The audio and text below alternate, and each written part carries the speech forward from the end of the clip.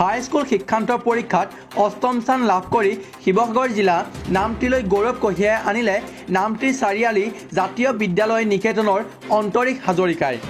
নামটি বৰুৱা পুখুৰী গাঁও পঞ্চায়তৰ অন্তৰ্গত গৰখীয়া নগৰৰ নিবাসী পিতৃ বসন্ত হাজৰিকা আৰু মাতৃ মঞ্জুমণি হাজৰিকাৰ কনিষ্ঠতম পুত্ৰ অন্তৰীক হাজৰিকা। তেওঁ সৰ্বমুঠ 584 নম্বৰ লাভ কৰে। আজি মই বহুত সুখী কৈছোঁ। মই পোনপ্ৰথমবাৰৰ বাবে সুদীৰ্ঘ বিদ্যালয়খন স্থাপিত হোৱাৰ দিনৰ পৰা পোনপ্ৰথমবাৰৰ বাবে স্থান লাভ কৰিব পাৰিছোঁ। সকলোকে ধন্যবাদ জনাইছোঁ। এই ক্ষেত্ৰত মোৰ মা দেউতাক বিশেষভাৱে ধন্যবাদ জ্ঞাপন কৰিছোঁ। তাৰপিছতে বিদ্যালয়ৰ শ্ৰদ্ধাৰ শিক্ষাগুৰুসকলকো ধন্যবাদ জ্ঞাপন কৰিছোঁ। আৰু মোক বিভিন্ন ক্ষেত্ৰত সহায় কৰা মোৰ জ্যেষ্ঠ বাইদেউ দুগৰাকী আৰু বিভিন্ন ধৰণে সহায় আগবঢ়োৱা সকলো মানুহলৈ মোৰ তৰফৰ পৰা ধন্যবাদ জ্ঞাপন কৰিছোঁ। কিমান ঘণ্টা পঢ়িছিলা পৰীক্ষাৰ আগত?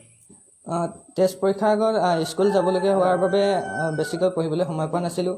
কিন্তু টেষ্ট পৰীক্ষাৰ পাছতে মই নিতৌ 7-8 ঘণ্টাকৈ পঢ়া শুনা কৰিছিলোঁ। 7-8 ঘণ্টা। ভৱিষ্যতে কি হোৱা সপোন?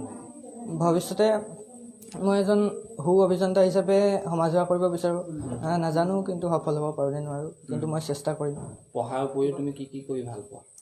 পঢ়াৰ উপৰিও মই ছবি আঁকি ভাল পাওঁ আৰু বাতৰি কাকতখনো মই নিতৌ চাওঁ। আজি তোমাৰ কেনেকুৱা লাগিছে এতিয়া? তুমি এতিয়া কি ডিপাৰ্টমেণ্টত পঢ়িম বুলি ভাবিছা? চায়েন্স নে কমাৰ্চ? মই বিজ্ঞান শাখাত পঢ়িম বুলি ভাবিছোঁ। আজি সঁচাকৈ খুব ভাল লাগিছে। ভৱিষ্যতে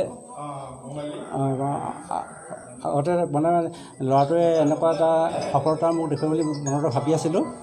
আৰু আজি 2-এদিনৰ পৰা মানে ধৰক চিন্তাত আমি বিভোৰ আছিলোঁ, কি হ'ব কি নহ'বকৈ। আজি সঁচাকৈ ভাল লাগিছে। আৰু তাৰ যিখিনি পঢ়াৰ যিখিনি সা সুবিধা, সেই সা সুবিধাখিনি মই মানে কোনো ধৰণৰ ত্ৰুটি কৰা নাছিলোঁ, সকলো সুবিধা দিছিলোঁ।